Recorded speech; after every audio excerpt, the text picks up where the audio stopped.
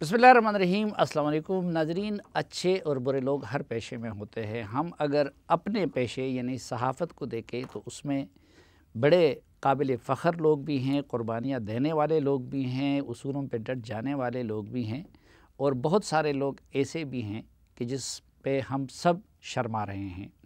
यही मामला हमारी अदलिया का भी है। ऐसा नहीं है कि पूरा अदलिया ख़राब है। बहुत सारे अदलिया के अंदर और अदलिया से जुड़े जो इदारे हैं, मसलन बार कौंसिल्स हैं या फिर वकला बरादरी है, उसमें भी बड़े काबिल फ़ख्र किरदार हैं। लेकिन बाज़ ऐसे भी हैं कि जिनकी वजह से इस वक्त पाकिस्तान की जो अदलिया की कारकर्दगी की या इंसाफ देने की जो रेटिंग है पूरी दुनिया में, वो इंतहाई अफसोसनाक और तशवीशनाक है। आज के जरगे में हम ये जानने की कोशिश करेंगे कि अदलिया का अलमिया क्या है और क्या होना चाहिए कि पाकिस्तान में हकीकी मानों में निज़ाम इंसाफ कायम हो और आइन की और कानून की बालादस्ती हो। और ऐसी चार शख्सियात आज के जरगे में हमारे साथ हैं कि जिनके सामने कई चीफ जस्टिस आए और गए। बाज़ चीफ जस्टिस की बहाली में भी उनका अहम किरदार रहा और इस वक्त भी वो रोज़ाना की बुनियाद पे सुप्रीम कोर्ट ऑफ पाकिस्तान की कार्रवाई को फ़ॉलो करते हैं। और बाज़ औक़ात मैं सोचता हूँ कि शायद वो बड़े अच्छे वकील भी बन गए हैं और जजेस के काम को भी शायद बाज़ जजेस से बेहतर समझते लगे हैं। तो किसी तारुफ़ के मोहताज नहीं हैं जनाब अब्दुल क़य्यूम सिद्दीकी साहब और हसनात मलिक साहब, और यहाँ तशरीफ़ फरमा है द वन एंड ओनली जनाब मतीउल्लाह जान साहब और हसन अयूब ख़ान साहब। तो मतीउल्लाह साहब, आप क्या समझते हैं कि क्या अलमिया हैं हमारे अदलिया के साथ कि लोगों को पूरी तरह इंसाफ होता हुआ नज़र नहीं आता? अलमिया का जहाँ तक ताल्लुक़ है, अदलिया के साथ बड़ा अलमिया वही है जो हमारी कौम के साथ है, बड़ा अलमिया। और हमारे वही अलमिया है जो हमारी पार्लियामेंट के साथ है, जो हमारी सहाफ़त के साथ है और ऑब्वियसली फिर हमारे जजों के साथ है। मगर एक इदारा जिसको हम भूल जाते हैं वो है हमारी इस्टेब्लिशमेंट। और इस्टेब्लिशमेंट के साथ भी बहुत बड़ा अलमिया है। जिस तरह हर इदारे में लायक लोग होते हैं, नालायक लोग होते हैं, सिंसियर लोग होते हैं, चालाक मकार लोग होते हैं, इस तरह तमाम इन इदारों में ये लोग मौजूद हैं। अगर अदलिया की तरफ बात की जाए तो ये अदलिया भी एक प्रोडक्ट है हमारे इसी मुआशरे का। यहाँ पे तालीम होती है, उनकी तरबियत होती है, उनको नौकरियाँ जिस तरह मिलती हैं, तो इस तमाम माजी से वो जान नहीं छुड़ा सकते। तो जब कोई स्टूडेंट वकील बनता है और फिर वकील बनने के बाद जज बनता है और फिर जज बनने के बाद जब वो चीफ़ जस्टिस बन जाता है अपनी उम्र के आखिरी हिस्से में, तो वो अपनी माजी से पीछा नहीं छुड़ा सकता। ख़ास तौर पर एक ऐसे मुआशरे में जहाँ पे हर चीज़ का वीडियो रिकॉर्ड भी मौजूद हो। तो फिर ऑब्वियसली जो मौजूदा अदलिया की क़यादत है वो भी अगर चाहे भी तो अपने आप को शायद बदल नहीं सकती। बदकिस्मती की बात यह है कि हमारा मीडिया ने इस रफ्तार से ग्रो किया है और एकदम से हर वो चीज़ मुआशरे के सामने लाना शुरू कर दी है कि जिसके लिए ये इदारे शायद तैयार नहीं थे। और इसकी सबसे बड़ी मिसाल वो वकला तहरीक है कि जिस तरीके से इलेक्ट्रॉनिक मीडिया ने उसको कवर किया, तो एक जनरल मुशर्रफ जैसा डिक्टेटर भी मजबूर हो गया कि उसको भी बाहर का रास्ता ढूंढना पड़ा। तो मेरे ख्याल में अदलिया के ऊपर जितना हमारे मीडिया का अब फोकस है, और उसकी बुनियादी वजह मैं समझता हूँ वकला तहरीक से ये काम शुरू हुआ और उसके बाद से चीफ जस्टिस इफ्तिखार मोहम्मद चौधरी ने जो बहाल होने के बाद जो कुछ किया, तो मीडिया फिर उस अदलिया से बाहर नहीं निकल सका। और हमारी ना सिर्फ मीडिया बल्कि हमारी सियासत भी जो है वो अदलिया के अंदर आ गई, और सियासत भी, हमारी सहाफ़त भी, और अगर हम ये कहें कि हमारी मईशत भी जो अदलिया के हाथों यरगमाल बन गई। और उसके लिए मैं आपको मिसाल देने के लिए भी तैयार हूँ, जैसे रिकोडिक केस है या दूसरे मामलात हैं। यानी अदलिया ने उस ब्लैक होल का काम किया जिसके अंदर ज़िंदगी के तमाम शोबे जो हैं वो गुम गए और वो गायब हो गए हैं। और इतना डोमिनेटिंग इसका रोल हो गया है। और उसके बाद इस वजह से नहीं हुआ कि वो एक आज़ाद अदलिया थी या आईन और कानून के मुताबिक कर रही थी, उसके बाद ये हुआ कि फिर उस ब्लैक होल के पीछे एक बहुत बड़ा ब्लैक दस्ताना भी था जिसने उस ब्लैक होल को इस्तेमाल करना शुरू किया। अच्छा हसन साहब, ये जो मतीउल्लाह जान साहब कह रहे हैं कि जी मीडिया भी असरअंदाज हो रहा है जुडिशरी के मामलात पे, तो क्या अब भी मीडिया असरअंदाज हो रहा है जुडिशरी के रवैये पे? किसी हद तक, मतलब ये बात सही की है मतीउल्लाह जान साहब ने, लेकिन देखें जुडिशरी ने भी खुद पावर ग्रैब की है, यानी उनका अपना दायरा इख्तियार है, उस दायरा इख्तियार से वो तजावुज़ करते हैं हमेशा। यानी अगर जो हमारी अदलिया है वो अपने दायरा इख्तियार के अंदर रहे, जो उसका जो आईन पाकिस्तान ने तयन किया हुआ है, तो वहाँ तक तो ठीक है, लेकिन वो हमेशा जो है वो अपने दायरे से बाहर निकल कर तो दूसरे की जो पावर्स है, इख्तियारात है, वो लेने जा रही है। कभी वो पार्लियामेंट के मामलात में मुदाखलत करती है, कभी वो इलेक्शन कमीशन के मामलात में मुदाखलत करती है, और नहीं करती जो अपना करने वाला काम है उसको दुरुस्त नहीं करती, क्योंकि लोअर जुडिशरी जो है वहाँ पर हालात बहुत ख़राब हो चुके हैं और वहाँ पर जो जनरल पब्लिक है वो सफ़र करती है। तो उनको बेसिकली इंसाफ की फराहमी जो है वो ग्रास रूट के ऊपर जो है वो उसको यकीनी बनाना है। ये हाई कोर्ट्स की ज़िम्मेदारी है, क्योंकि वो ही बेसिकली जो प्रोविंस के अंदर जो एडमिनिस्ट्रेशन होगी वो मुतलका हाई कोर्ट की होगी, और तमाम हाई कोर्ट के ऊपर जो सुपरविजन है वो सुप्रीम कोर्ट ऑफ पाकिस्तान की है। तो सुप्रीम कोर्ट को चाहिए कि वो हाई कोर्ट्स के थ्रू ग्रास रूट के ऊपर जो है वो जो इंसाफ की फराहमी को यकीनी बनाए, जो कि नहीं बना रही। लेकिन हसन, हम मीडिया वाले अपने दायरे से निकल गए, नहीं, हमारा तो भी ज़रा नशा बढ़ ना। गया था, कोई जज बन गया, कोई मुफ्ती बन गया, कोई लीडर बन गया, कोई उसका, तो हमें ऐसी मार पड़वाई गई कि वो अपने दायरे तक भी हमें नहीं रहने दिया गया। तो जुडिशरी के साथ ऐसा क्यों नहीं हुआ? आपको याद है कि साकिब निसार साहब का ज़माना था या इफ्तिखार मोहम्मद चौधरी साहब का ज़माना था, तो उन दोनों अदवार में जो पहली 4 या 5 हेडलाइंस होती थी वो सुप्रीम कोर्ट ऑफ पाकिस्तान की होती थी। क्या ये अच्छी बात थी? जजेस को इतनी तशहीर चाहिए थी? जजेस का तो इंसाफ बोलना चाहिए, ना कि उनके रिमार्क्स बोलें, लेकिन जजेस के रिमार्क्स ज़्यादा बोले, उनकी ज़्यादा तशहीर हुई, ना कि उनके इंसाफ की। अच्छा, उसका नुकसान क्या हुआ? सेल्फ प्रोजेक्शन के ऊपर उन्होंने क्या क्या कुछ नहीं किया, यानी पंजाब की 56 कंपनियों के हवाले से अगर आप देख लें उसके ऊपर, या PKLI का जो सारा उसकी जो है तबाही की साबिक चीफ जस्टिस साकिब निसार साहब ने।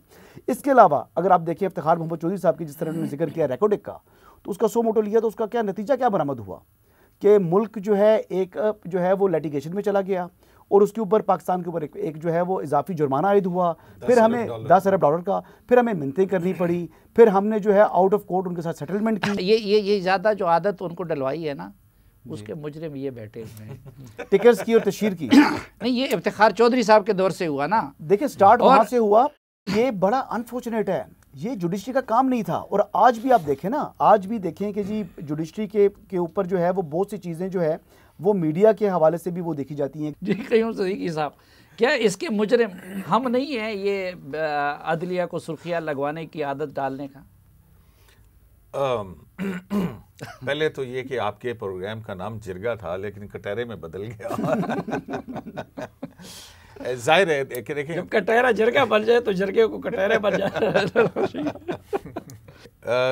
ये इल्ज़ाम बिल्कुल ठीक है, लेकिन आप ये भी देखिए ना कि आपका जो चैनल है, जो पहली मरतबा आया ना 2002 में इलेक्ट्रॉनिक मीडिया आया, अब आप मुझे ये क्रेडिट नहीं दे रहे हैं कि जुडिशल रिपोर्टिंग को एक जहत दी मैंने। आपने मुझे इल्ज़ाम लगा दिया कि मैंने जजेस को टिकर्स का रसिया कर दिया। अब मेरे लाडले तो मैं तो इंसाफ करूंगा। देखिए, बात यह है कि मैंने क्या किया, मैंने वो रिपोर्ट किया जो मैं देख रहा था, और उसको एक्सटेंसिवली रिपोर्ट किया। तो मेरा ख्याल है कि वो उसको आप किसी भी ज़ाहिर है कि तारीख़ के कटहरे के अंदर हैं, और तारीख़ ने अपना उसके ऊपर जो भी लिखना है सो लिखना है, मुजरिम लिखना है या हीरो लिखना है। लेकिन बात ये है कि क्या ये चीज़ें अहम नहीं थी? ये वो चीज़ें थी जो पहले बंद दरवाज़ों के पीछे खामोशी से हो जाया करती थी और लोगों को पता नहीं लगता था। अब उसके बाद हुआ ये है कि अब ये हमने, मीडिया ने इस अदालत के ऊपर एक 100 वॉट का बल्ब लगा दिया है। मतलब हम उनको मॉनिटर तो कर रहे हैं, तो कहीं ना कहीं से क्या हो रहा है, जब ये चीज़ें सामने आती हैं तो मेरा ख्याल उसका जो है वो कहीं बेहतरी की तरफ जाना चाहिए। अब अदलिया को बेहतर मैं और आप नहीं कर सकते हैं, अदलिया को बेहतर खुद अदलिया करेगी, और उसमें एक पूरा क्रिमिनल जुडिशल सिस्टम जो है आपका, ये पूरे का पूरा कसूर नहीं, आपने बल्ब तो उसके ऊपर लगा दिया और उनकी सुर्खियां तो लग रही है, लेकिन प्रॉब्लम ये है कि आईन मुझे उन पे और फ़ौज पे उसी तरह तनकीद की इजाज़त नहीं देता जिस तरह कि मैं जो कुछ मैं सियासतदानों के साथ करता हूँ या दीगर तबकात के साथ करता हूँ। तो अब उसके मसले देखें, मेरी बात सुने, बात यह है कि ये आपने और मैंने हमने खुद अपनी आज़ादी को फोरगो किया है इस आड़ के अंदर कि जनाब शायद मैं तनकीद नहीं कर सकता हूँ। अदलिया के ऊपर तनकीद हम मुसलसल कर रहे हैं और हो भी रही है और होनी भी चाहिए, और जब उनके जजमेंट्स आते हैं हमें उनके ऊपर जो है वो तनकीद करनी चाहिए, देखनी चाहिए। देखें, बात यह है कि पनामा की जजमेंट आई, पनामा की जजमेंट के ऊपर फिर जब जिस तरह से लोगों ने, कानूनदानों ने, सियासतदानों ने उसका एक एक बखिया उधेड़ा है, तो उसके बाद ठीक है, अदालत ने जो अपना फैसला दिया सो दिया। लेकिन आज जो है हम खुद ये देखते हैं कि उसी जज के अंदर, उसी अदालत के अंदर बैठे हुए कुछ जज साहिबान जो हैं वो जब वहाँ पे पनामा केस की हेयरिंग का फैसला का हवाला दिया जाता है तो वो कहते हैं इस फैसले का हवाला नहीं। अच्छा सनात, तो ये जो अदलिया को खुद अदलिया ने ठीक करना है, और अगर वो सोशल मीडिया के ऊपर से तवज्जो कम करके और अपनी फाइलों के ऊपर नज़र ज़्यादा रखें। दूसरी बात ये कि ये जो 184(3) का इख्तियार है, ये ऐसा हुआ है कि जैसे किसी बच्चे को खिलौने में आप छोटे बच्चे को मोटरसाइकिल ले दें और वो फिर सारा दिन उसको टैं टैं टैं टैं करके चलाता रहे, तो एक मौके के ऊपर जो है वो आप तंग आ जाते हैं। तो ये 184(3) का इख्तियार अब हमने ये भी देखा है कि अदलिया के अंदर इसको 58(2)B का नेबुल बदल के तौर पर इस्तेमाल किया गया, जिसके बाद प्राइम मिनिस्टर घर भेजे गए। तो इस इख्तियार को रेगुलेट करने की बहुत अशद ज़रूरत है। नहीं, कयूम साहब कह रहे हैं कि अदलिया ने खुद अपने आप को ठीक करना है, तो उनके लिए कानून साजी तो पार्लियामेंट ने करनी है ना। तो अगर कहीं पे वो अपने इख्तियारात से तजावुज़ कर रहे हैं तो पार्लियामेंट की कोई जिम्मेदारी नहीं बनती, और पार्लियामेंट अदलिया को अपने हद तक महदूद क्यों नहीं कर सकती? जी साफ़ी साहब, मेरा ख्याल है कि पार्लियामेंट अगर कोई कानून लाए भी सही तो उसको स्ट्राइक डाउन कर देना है इस अदलिया ने। मसला ये है कि हमने माजी में भी देखा कि कंटेम्प्ट ऑफ कोर्ट का भी ला तब्दील किया गया पीपल्स पार्टी के दौर में, इसके अलावा और भी कानून लाए गए, लेकिन उनको स्ट्राइक डाउन कर दिया गया। इस वक्त जो है सबसे बड़ा मसला, जो इस वक्त जो बड़ा चैलेंज है और बड़ा जो इशू अगर आप कहें तो वो है चीफ जस्टिस का इख्तियार। लामुतनाई इख्तियार है, उस पर कोई चेक एंड बैलेंस नहीं है। अब उसको इंडिपेंडेंस ऑफ जुडिशरी के नाम पे कोई बंदा उसको चैलेंज भी नहीं कर सकता। केस की फिक्सेशन, कौन सा केस लगाना है, किस टाइम पे लगाना है, किसको दबा देना है, ये चीफ जस्टिस का है। उससे जो 16 जज साथ बैठे हैं या हाई कोर्ट में जो फेलो जजेस हैं वो अपने चीफ जस्टिस से नहीं पूछ सकते। बेंचेस की कंपोजिशन, वो बेशक एक जज को जो है वो किसी केस में भी ना बिठाए, और जिस तरह हमने एक साल में देखा कि सीनियर पुलिस जज हैं सुप्रीम कोर्ट में, वो किसी केस में भी नहीं, उनको हाई प्रोफाइल पॉलिटिकल केस में नहीं बिठाया गया, कोई आंसरेबल उसकी एक्सप्लेनेशन भी नहीं है कि वजह क्या है, रीज़न नहीं है। लेकिन दूसरी तरफ कुछ जजेस हैं जिनकी हमने अभी एक रिसर्च कराची में एक दोस्त ने की है, उसमें है कि 5 साल में एक जज साहब 73 केसेस में पॉलिटिकल हाई प्रोफाइल केस में बैठे हैं, और उनके साथ उनसे सीनियर एक जज 9 केसेस में बैठे हैं। ये डिस्पैरिटी है। तो चीफ जस्टिस का ये जो इख्तियार है, बेंचेस की कंपोजिशन, केस की फिक्सेशन और जजेस की अपॉइंटमेंट का जो मामला है, अब जजेस की अपॉइंटमेंट इस वक्त जो मसला है आला अदलिया में आ रहा है। नहीं, अपॉइंटमेंट में अलग आते हैं, लेकिन जिस मुल्क में यही मुतलक इख्तियार नवाज शरीफ के पास हो, जो अपनी पार्टी में जिसको जो करना चाहें वो कर सकते हैं, इसी तरह ये मुतलक इख्तियार जरदारी के पास पीपल्स पार्टी में हो, वहाँ इमरान खान के पास इसी तरह का मुतलक इख्तियार हो कि जिसको जो करना चाहे वो कर सकते हैं। फ़ौज के सरबराह की तो अपनी जगह पे इख्तियार, तो वहाँ पे चीफ जस्टिस को क्यों ना ये इख्तियार दिया जाए कि भाई उनके पास अपने इदारे का मुकम्मल इख्तियार हो?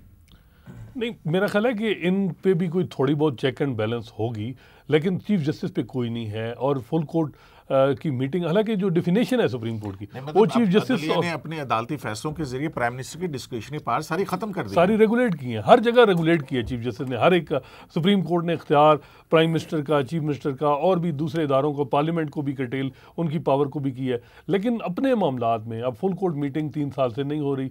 जजेस 16 बेशक कहें कि जी अब जजेस की अपॉइंटमेंट सुप्रीम कोर्ट में 2 साल से स्ट्रेंथ पूरी नहीं हो रही, उसकी वजह नहीं पता। हाई कोर्ट के जजेस की सीटें खाली हैं, 11 जजेस की सिंध में खाली हैं, लाहौर में खाली हैं सीटें, वो नहीं फिल हो रही। और जो इस वक्त आप देखें आला अदलिया, वहाँ तो ऐसा लग रहा है कि वो सिर्फ फिल करना चीफ जस्टिस की जी जिम्मेदारी बिल्कुल, है? अदलिया जो की अपनी जुडिशल जिम्मेदारी? जिम्मेदारी उनकी है, कोई पूछ नहीं सकता। और चीफ जस्टिस बेशक वो दूसरे जजेस कहें भी, जब तक चीफ जस्टिस मीटिंग नहीं बुलाएगा कोई उस पे हवाले से कुछ नहीं क्यों होगा। फिल नहीं करते? क्योंकि इतने तो हज़ारों केसेस पड़े हैं, लोग सालों साल वो अपने फैसलों के इंतज़ार करते हैं, तो जजेस तो जितने ज़्यादा हो उनके लिए बेहतर होगा। देखिए इस वक्त जो सबसे बड़ा एक और चैलेंज है वो है अदलिया में तकसीम है, बड़ी नज़रियाती बुनियाद पे कहेंगे जो, और मुख्तलिफ वो इतनी तकसीम ज़्यादा हो गई है कि अगर उसमें पर्सनल लाइक एंड डिसलाइक भी हम देख रहे हैं कि जजेस की अपॉइंटमेंट में हो रही हैं, नेपोटिज्म हो रहा है। इवन कोर्ट पैकिंग का वर्ड खुद जजेस ने दूसरे जज को कहा कि आप कोर्ट पैकिंग कर रहे हैं। तो ये वो चीज़ें हैं, मेरा ख्याल है कि इसके लिए जो है वो चीफ जस्टिस, हमने देखा है कि जो हर एक चीफ जस्टिस की अपनी पॉलिसी। अब जस्टिस नासिर मुल्क थे, उन पर कोई नहीं सवाल उठाता कि उनके वो रहे 1 साल से ज़्यादा, उन पे कोई नहीं कहा कि उन्होंने गलत कोई किसी तरीके से इख्तियार का इस्तेमाल किया हो। इसके अलावा और भी कई जजेस अच्छे रहे, लेकिन ओवरऑल जो चीफ जस्टिस का इख्तियार है वो मेरा ख्याल है कि इसको रेगुलेट करने की ज़रूरत है। अदरवाइज़ इस मुल्क में जो है वो हमने देखा है कि गुजार साहब आए तो उन्होंने कहा मैंने 1980 का कराची जो है रिवाइव करना है। अच्छा, ये चीफ जस्टिस के बारे में मैंने आप सब से एक वोटिंग करानी है, लेकिन एक मुख्तसर से वक्फे के बाद।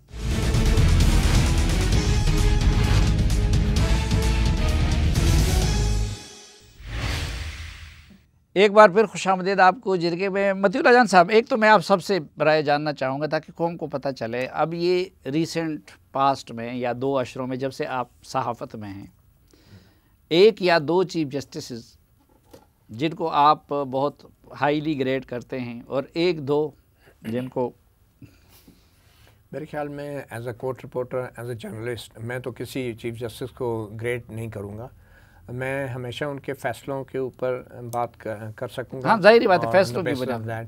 और उनके फ़ैसले जो हैं कभी सही हैं, कभी गलत हो सकते हैं। मेरे ख्याल में जब इफ्तिखार मोहम्मद चौधरी जब बहाल हुए तो शुरू में तो वो वाकई लग रहा था कि चीफ जस्टिस हैं, बाद में वो फिर उस वक्त की इस्टेब्लिशमेंट के हाथ में खेलना शुरू हो गए और वहाँ से सारा आगाज़ हुआ। सिविलियन और सियासी जो पॉलिटिकल पार्टीज़ हैं, जो जमातें हैं, जो सिविलियन हुकूमतें हैं, उनके ऊपर जो है अपना असर रसूख, बेजा असर रसूख इस्तेमाल करना, उनको मिलाइन करना, अजब करप्शन की गजब कहानी तो आप लोग ही चलाते रहे। तो मेरे ख्याल में वो और सबसे ज़्यादा किसने आपको मायूस किया? मायूस तो मेरे ख्याल में सबसे ज़्यादा वही मायूस करता है जो इस वक्त लम्हा मौजूद में होता है। तो ये कहना कि कोई माजी में किसी ने मायूस किया, तो लम्हा, हमारा काम ही लम्हा मौजूद से है, सहाफ़ियों का काम। हम कोई मौरख नहीं है। लम्हा मौजूद में मसाइल है ना, तो थोड़ा सा माजी वालों को देख ले। नहीं, माजी वालों में भी देखें, कोई भी ऐसा जज नहीं रहा जो कि हमारी, मेरे ख्याल में एस्टैब्लिशमेंट का लफ्ज़ हम यूज़ कर सकते हैं। आपका भी काम चलता रहेगा, हमारा भी। तो इस्टेब्लिशमेंट के जो ज़ेर असर ना हो, तो अभी तक जितनी भी हमारी सोसाइटी में जो दो तरह कैटेगराइज कर लेते हैं। एक ऐसे चीफ जस्टिस हैं जिन्होंने गैर आइनी इक़दामात को आइनी करार दिया या उसको वैलिडेट किया, एक वो कैटेगरी है। चलो आप पहले कर लेना ताकि दूसरों के लिए आसानी हो जाए। आप हमारे चीफ है ना। किन 2 चीफ जस्टिस ने ज़्यादा गैर आइनी फैसले किए? किन 2 ने निस्बतन अपने आप को ज़्यादा आइन से जोड़े रखा? जिन लोगों ने मार्शल लॉ को जायज़ करार दिया उन्होंने गलत फैसले किए, और उसके अलावा जो किए गए फैसले हैं उनमें उनका इरशाद हसन खान, बहुत सारे हैं, आप देख लीजिए, अब्दुल हमीद डोगर हैं, इरशाद हसन खान हैं, अब किस कदर जस्टिस मुनीर तक आप कहाँ चले जाएंगे। मैं आपके दौर की कह रहा हूँ ना, अब आप उसके इरशाद हक्कानी के दौर में तो ना जाए ना। मैंने आप लोगों से आपके मगर हमें ये क्लियर होना चाहिए कि कुछ लोगों ने मार्शल लॉ को जायज़ करार दिया जो बेपर्दा मार्शल लॉ थे, लेकिन जिन लोगों ने बापर्दा मार्शल लॉ को जायज़ करार दिया वो भी उनसे कोई कम नहीं थे। तो ये कहना कि किसी ने मार्शल लॉ को गैर नाजायज़ करार दिया, कि ये सब एक ना एक लम्हे पे आके इन सब ने मार्शल लॉ को या उनकी बाकियात को जायज़ करार दिया। अब देखिए, अब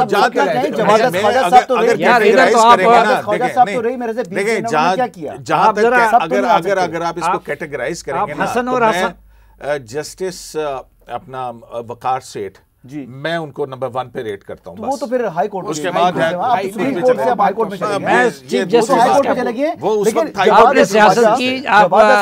मैंने चीफ जस्टिस इसका पूछा था, लेकिन आप हसन और हसनात को तो पायजीसा ना बनाए ना कि किसी बेंच में वो मेहमान भी है दूसरे चैनल से, उनको भी बोलने दें।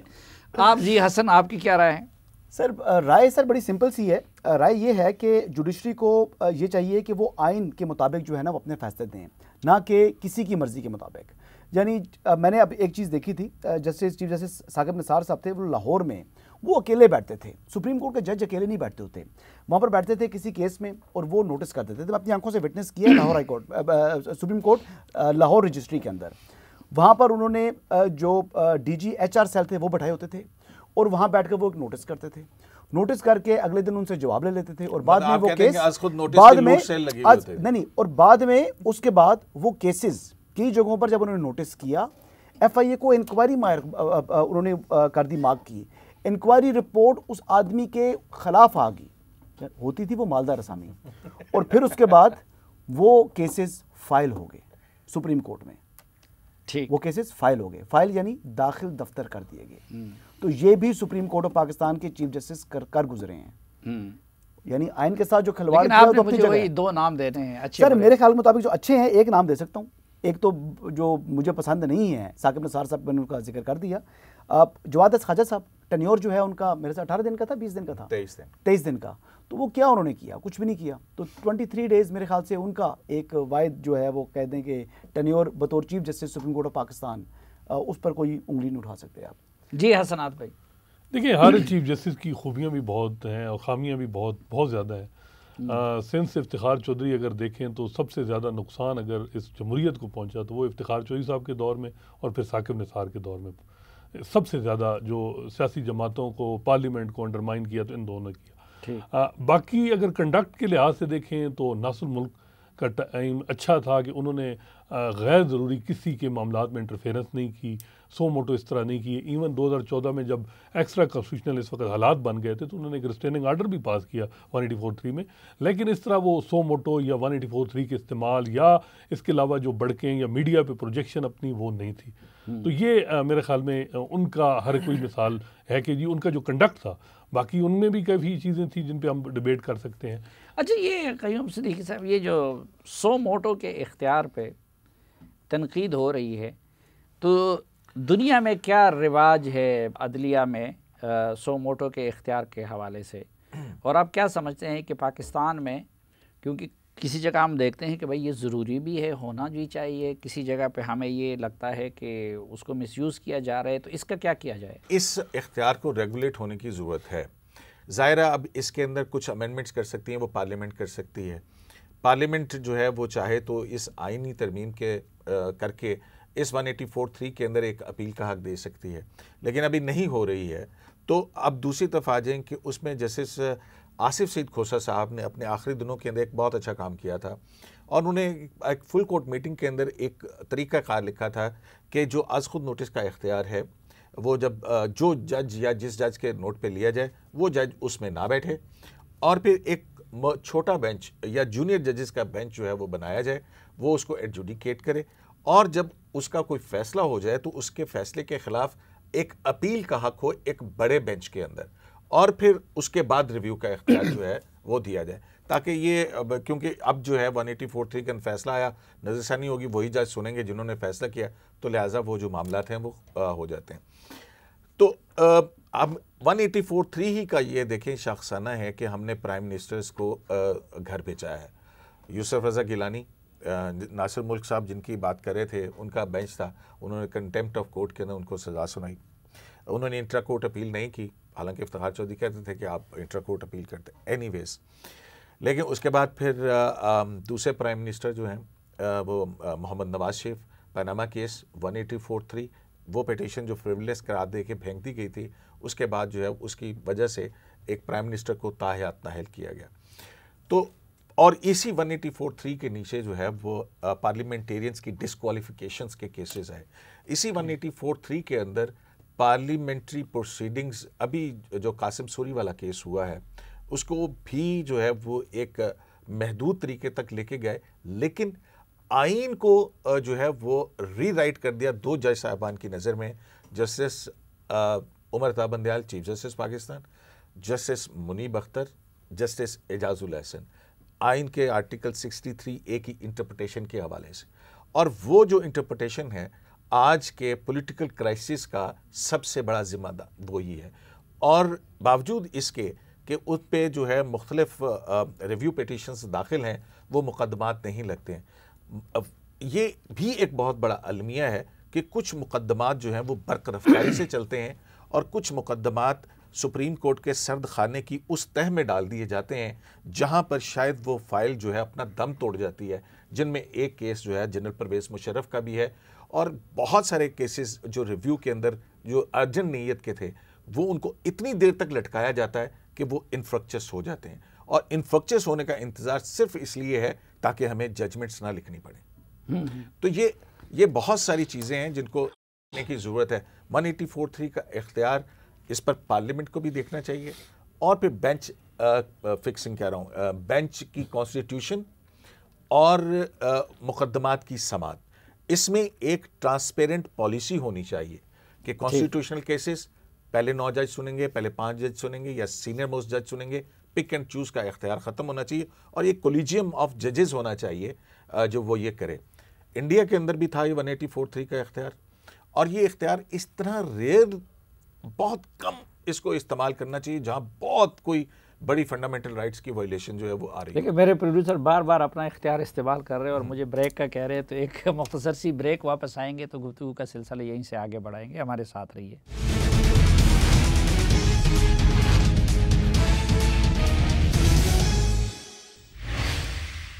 एक बार फिर खुशामदीद आपको जरिए में। मतीउल्लाह जान साहब, ये ज़रा बाकी जर्नलिस्ट की रहनुमाई के लिए मैं आपसे जानना चाहता हूँ कि मसलन अब इन्होंने कहा कि नहीं तनकीद की जा सकती है, एक तरफ हम कहते हैं कि भाई नहीं आईन ने हमें इसको मना किया है, तो आईन की रूह से और कानून की रूह से तनकीद की लिमिट क्या है और क्या, यानी मसलन हम सिर्फ फ़ैसले पे कर सकते हैं, कंडक्ट पे कर सकते हैं, और उसके हदूद क़यूद क्या हैं?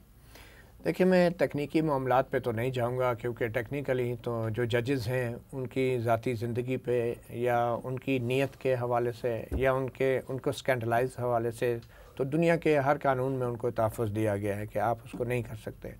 मगर जब हम दुनिया के कानून का हवाला देते हैं तो फिर हमने ये भी देखना है कि दुनिया में जो जजेस का ज़ाती कंडक्ट है, जो ज़ाती ज़िंदगी है, और वहाँ पे दुनिया में जो सियासत है, दुनिया का जो मुआशरा है, वो क्या अपने अपने आइन के मुताबिक चलता है या नहीं। क्योंकि पाकिस्तान में अगर हम वही कानून लाते हैं तो सिर्फ़ इस शर्त पे अदलिया को आइन तहफ़्फ़ुज़ देता है कि अदलिया भी लोगों के हकूक़ का तहफ़्फ़ुज़ करेगी। ये 2 वे ट्रैफिक है। अगर अदलिया लोगों के हकूक़ का तहफ़्फ़ुज़ करने की बजाय इस्टेब्लिशमेंट के हकूक़ का तहफ़्फ़ुज़ करेगी तो फिर अदलिया की भी तौहीन होगी और फिर उस इदारे की भी होगी जिसको आइन ने तहफ़्फ़ुज़ दिया है तनकीद से। ये नहीं हो सकता कि इस्टेब्लिशमेंट जो है वो आइन के बरखिलाफ़ मुदाखलत करे, उस पर कोई तनकीद ना करे। अदलिया जो है वो अपने हल्फ से रूगर्दानी करते हुए मार्शल लॉ को सपोर्ट करे और उस पर तनकीद ना हो। आप ये नहीं कर सकते कि एक मतलब कि वो जो कहते हैं ना चौपड़ी और दो कि आप अपनी मनमानी भी करें, आइन के ख़िलाफ़ वर्जी भी करें और फिर आप ये तवक्को करें कि आपके ऊपर कोई तनकीद भी ना करे। तो पाकिस्तान का जहाँ तक ताल्लुक़ है, मैं नहीं समझता कि जो अभी हालात हैं या जो माजी में हालात हैं वो किसी तौर भी हमें अदलिया पे तनकीद से रोकते हैं। और ख़ास तौर पे एक ऐसी अदलिया जहाँ पे 55,000 मुकदमात जो हैं वो सुप्रीम कोर्ट में पेंडिंग हों और 20 लाख से ज़्यादा मुकदमात पूरे मुल्क में पेंडिंग हों और आप मुंह बंद करके बैठ जाएं क्योंकि ये सारे मुकदमात, ये सारे मामलात जो हैं अदलिया के सामने ज़ेर समात हैं, तो ऐसा मुमकिन नहीं है। तो मेरे ख़्याल में इज़्ज़त जो है वो 2 वे ट्रैफिक है और अगर इदारे अपनी इज़्ज़त कराना चाहते हैं तो पहले उनको आवाम के और लोगों के मैंडेट की इज़्ज़त करना होगी। ये बिल्कुल नहीं हो सकता कि इस्टेब्लिशमेंट मुदाखलत भी करे और जब मर्ज़ी हो अपना एतराफ़ कर ले कि हमने मुदाखलत की है, जब मर्ज़ी हो कि आज फ़लाँ तारीख से हम मुदाखलत नहीं कर रहे, फिर आप ये तवक्को करें कि लोग उनकी इज़्ज़त करें, उनको सर पे उठाएं। ये बिल्कुल मुमकिन नहीं है। तो अगर आप दुनिया की मिसाल देते हैं तो फिर दुनिया के मायार के मुताबिक जजों को भी रहना चाहिए और अपने कंडक्ट को भी इंटरनेशनल मायार के मुताबिक रखना चाहिए। लेकिन हसन, एक तो अब ज़ाहिर बात है कि हमारा मीडिया भी तो उसी तरह नहीं है ना जिस तरह की दुनिया का मीडिया हुआ करता है। अब मसलन एक तो अखलाकियात है, मोरलिटी है, दूसरा कानून है। अब ज़ाहिर बात है कि जिसने आइन को एब्रोगेट किया या आइन वायलेट करने वाले को उसने सनद जवाज़ दिया तो उस पर तो तनकीद का हक़ बनता है। लेकिन एक मसलन बेंच की तश्कील सो मोटो, वो तो चीफ जस्टिस का या उनका अपना आइनी हक़ तो है ना। मॉरली हम उस पर करते हैं। अच्छा, लेकिन अब इस हवाले से जो मरियम नवाज साहबा तनकीद करती है मैच फिक्सिंग का, और तो ये अदलिया की तौहीन के ज़ुमरे में नहीं आते? जी मैं आपको बताता हूँ। देखिए जी, एक तो 184(3) का जो इख्तियार है, जिस तरह कयूम सिद्दीकी साहब बोल रहे थे, तो ये इख्तियार सुप्रीम कोर्ट ऑफ पाकिस्तान को दिया गया है आईन पाकिस्तान ने, और चीफ जस्टिस जो है he is the first among equals.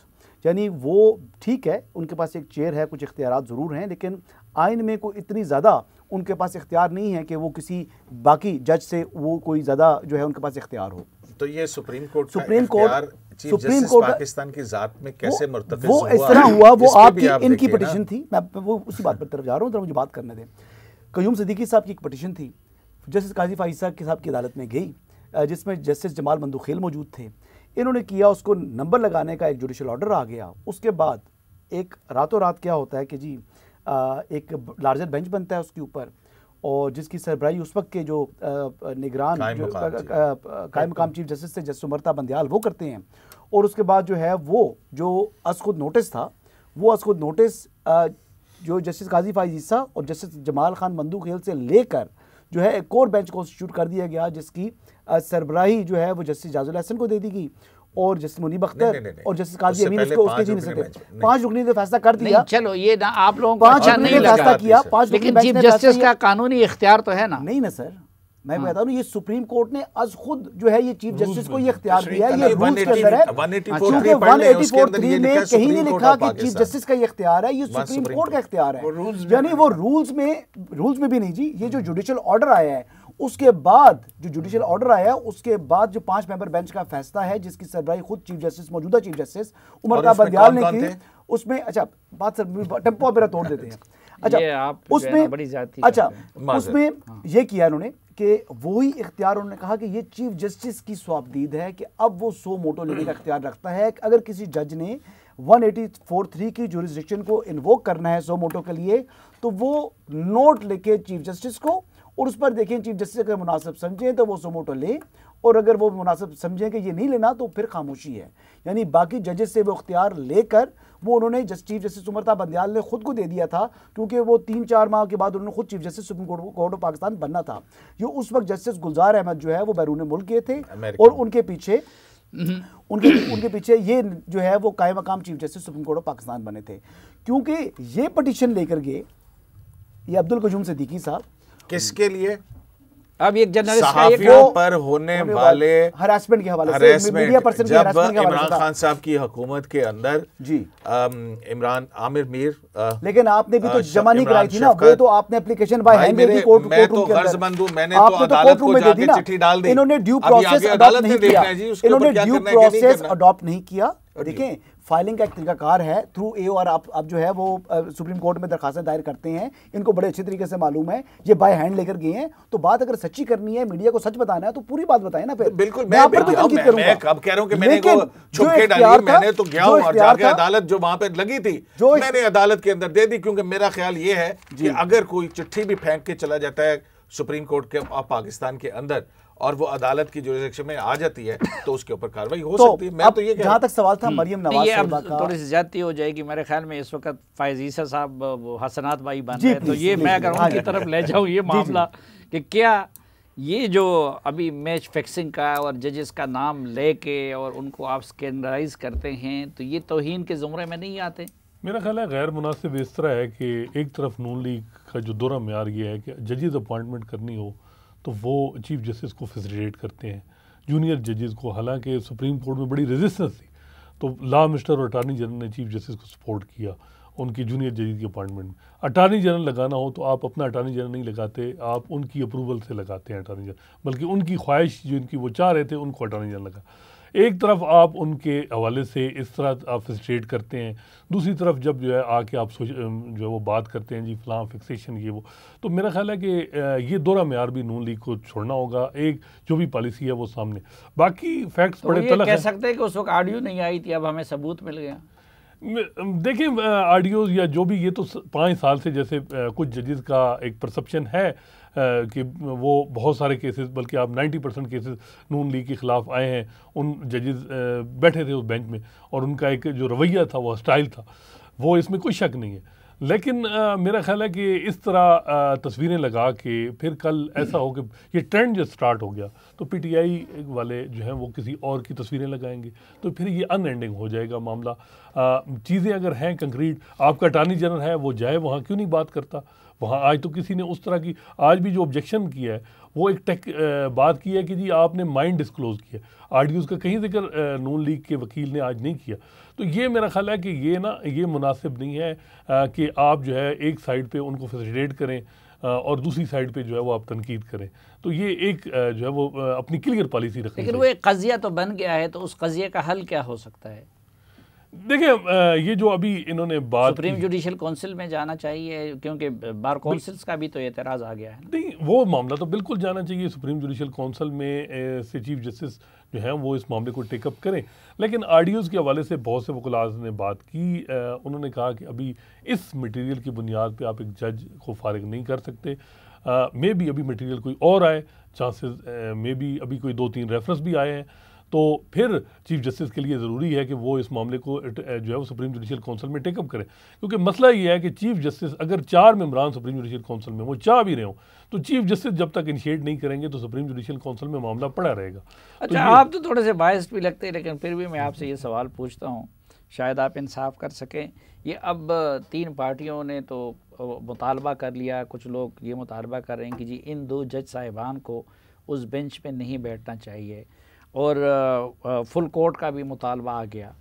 तो आप क्या समझते हैं कि ये वो 2 जजेस उनको बैठना चाहिए या फुल कोर्ट बनना चाहिए, और ये मामला किस तरफ जाएगा अल्टीमेटली? देखें, पहली बात तो ये है कि जज के ऊपर एतराज़ करना लिटिगेंट का हक है, लेकिन उस एतराज़ को कि वो एतराज़ जो है वो किस नौइयत का है, या जिसको हम बाइस कहते हैं, तो उसमें भी जज ने खुद फैसला करना है। अब यहाँ पे जो है एक तो बेंच के जो फाजिल रुकन हैं जस्टिस जमाल मंदोखेल साहब, उन्होंने ऑडियोज़ का मामला जो है वो ऑलरेडी ले आए हैं। तो मेरा नहीं ख्याल है कि पॉलिटिकल पार्टीज़ के वकला इसको एम्फेसाइज करते, उन्होंने उसको जस्टिस जमाल मंदोखेल के नोट की हद तक ही रहने दिया। और जो उनका 2 जज साहिबान का ऑर्डर है जिसमें वो कहते हैं कि वो अपना माइंड दे चुके हैं, तो उस हवाले से उनका अटैक। अच्छा, मुझे ब्रीफली इस पर राय दे दें। तो मेरा ख्याल है कि आज भी इस बेंच को सुनना चाहिए या फुल कोर्ट? जो तजवीज़ आई है जैसे अतर मिनल्ला साहब की तरफ से है कि क्यों ना फुल कोर्ट बना दिया जाए, उस पर सियासी जमातों ने एग्री किया है। लेकिन वो फुल कोर्ट भी उस वक्त बनेगा जब उसमें, क्योंकि आज तो फारूक एच नाइक साहब ने बड़ा politely chief justice of Pakistan से भी कह दिया कि वो अपनी राय दे चुके हैं। तो जो सियासी जमातों की राय तो अपनी अपनी ज़रूरत के तहत होती है, जिस तरह अब इन्होंने बात की किया, मैं इसलिए आप लोगों की राय, आप क्या समझते हैं, फुल कोर्ट बनना चाहिए? मैं तो कहता हूँ कि हर आईनी मुकदमा जो है फुल कोर्ट को सुनना चाहिए। मतीउल्लाह जान? मेरे ख्याल में फुल कोर्ट बन भी गया तो ये एक 1 टाइम सोल्यूशन होगा, लेकिन जो एक दायमी मसला है उसका हल नहीं होगा। जो कुछ पिछले 6 साल में इस अदलिया ने किया है, पनामा केस से लेकर आज तक, जब तक उस मामले पे सरेआम और खुले दिल के साथ अपनी गलतियों का एतराफ़ नहीं किया जाएगा, चाहे वो सर्विंग जजेस हैं, चाहे वो रिटायर्ड जजेस हैं, चाहे वो इस्टेब्लिशमेंट के लोग हैं, चाहे वो सियासतदान हैं, उस वक्त तक सिर्फ एक केस में एक फुल कोर्ट बनने से भी मसला हल नहीं होगा। अच्छा, उसमें अगले प्रोग्राम में हम बात करते हैं। हसन? 13 मेंबर फुल कोर्ट बनना चाहिए। ये 2 जजेस अपना माइंड एक्सप्रेस कर चुके हैं। मेरा ख्याल है कि ये सोमोटो प्रोसीडिंग ही ख़त्म कर देनी चाहिए। लाहौर हाई कोर्ट के जजेस, उन्होंने भी ओथ यही लिया है कि हमने आइन को प्रोटेक्ट एंड प्रिजर्व करना है। वहाँ मैटर पेंडिंग है। लाहौर हाई कोर्ट के जज जस्टिस जवाद ने फैसला दिया, पीटीआई वालों ने उस पर खुशियाँ मनाई, फिर उस पर अभी इंट्रा कोर्ट अपील फाइल है, वो उसकी समाअत है कल मंडे को गालबन। तो वहाँ ये अच्छा, इस सोमोटो के बाद हाई कोर्ट्स में प्रोसीडिंग्स खत्म, वो खत्म होगी। यहाँ यही मैं कह रहा हूँ कि नहीं, वो खत्म हुई कि नहीं, वो हो जाएंगी। इख्तियार है सुप्रीम कोर्ट नहीं, सुप्रीम कोर्ट के पास ये बिल्कुल इख्तियार नहीं है। इख्तियार है कि वो ले सकते हैं, अपना रिकॉर्ड मंगवा सकती है। नहीं, रिकॉर्ड नहीं मंगवा सकते हैं। अभी मखदूम अली खान साहब ने जो है वो इस बात पे आर्गूमेंट किया है कि उनको मुकदमा एक हाई कोर्ट से दूसरी हाई कोर्ट मुंतकिल करने का इख्तियार है। एक हाई कोर्ट से मुकदमा सुप्रीम कोर्ट अपने पास मंगाने का इख्तियार नहीं रखती है, वो इजाजुल एहसन साहब का ही फैसला। अच्छा, आज मुझे इजाज़त लेनी पड़ रही है वक्त की कमी की वजह से, लेकिन अदलिया से मुतालिक कुछ और इश्यूज़ है। बार कौंसिल्स का रोल है, ये जजेस की तकसीम की जो उन्होंने बात की, लोअर जुडिशरी का मामला है, जजेस की मराहत का मामला है, एक कॉन्स्टिट्यूशन कोर्ट की तजवीज़ है, इन सब पे इनसे बात करेंगे अगले जरगे में। आज के लिए इजाज़त दीजिए, अल्लाह हाफ़िज़।